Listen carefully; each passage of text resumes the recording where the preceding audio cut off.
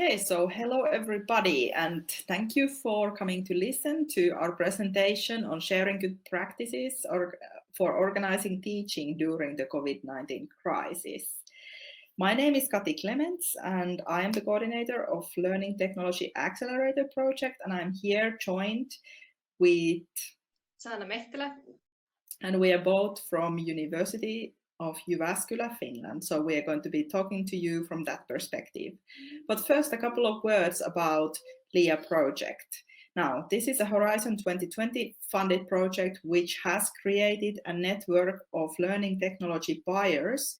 We are talking about learning technologies and innovation procurement and how that can help the schools and the buyers. The schools and teachers were struggling in Italy due to the coronavirus outbreak, which forced teachers to move their education online rapidly in one day. And the teachers had varying skill levels in arranging the education, and the schools also were diversely prepared. The situation in Finland is that the schools have been closed since 18th of March, and they are estimated to stay closed at least until 13th of May. In Finland, the infrastructure, however, is on a good level, so the schools can give iPads and laptops to students who don't have them at home, and the networks here are mostly high speed. But like in Italy, the shift has been very rapid, and the teachers have varying skill levels. And because of this, we decided to create the Facebook group, which is called Organizing Teaching During the COVID-19 Crisis. And it is a channel for sharing experiences of how to arrange teaching. And we also do research on how the changes affect education practices. And we have members from teachers and edtech companies, and we have discussed topics such as how the crisis has affected daily teaching practices and what are good digital tools to use with students. So some of the interesting things that have become now specific for this particular crisis is, of course, the disturbance of presence of family members. Also, the network speed has not been so great when a lot of people are using the same softwares at the same time. So even Microsoft Teams has been struggling and has been really slow. And the teachers have been experiencing the workload being really high, and also how to estimate the workload of one student. Basically, from Finland, we have seen the two different models rising in this situation. So one is the kind of like easiest model where you are just giving homework. So you just give some sort of explanation of the assignment. The student then completes this task by writing a text or taking a picture of the activity and or making a little video and then uploads them back into the system. And the teacher can give feedback individually.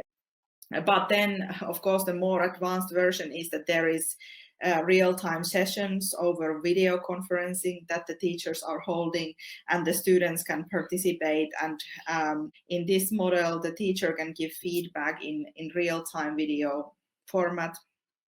And so some of the tools that the Finnish teachers are using are Microsoft Teams, particularly then Google products, Zoom, but then also these kind of like Finland-based products like pida.net. That was basically so overcrowded that on the first days there was no way for the students to actually get in there and even see what assignments they were supposed to do. So clearly the kind of servers are overloaded.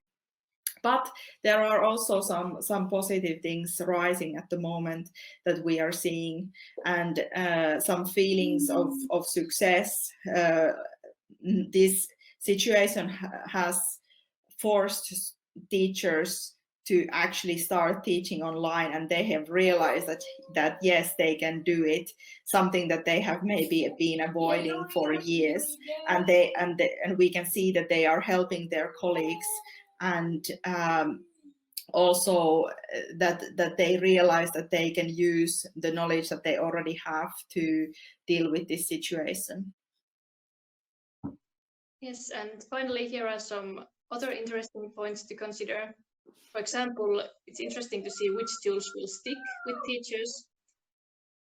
And so basically, what are the key qualities of the EdTech tools that will be used in the future, besides price? Also, what kind of permanent changes will there be in how education is organized after the crisis is over? So in other words, are teachers learning to teach during a crisis, or are they learning a new way of teaching for the future?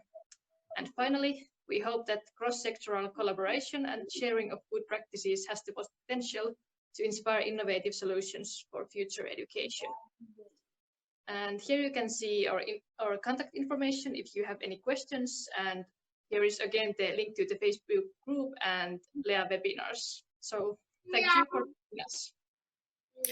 Thank you, everybody.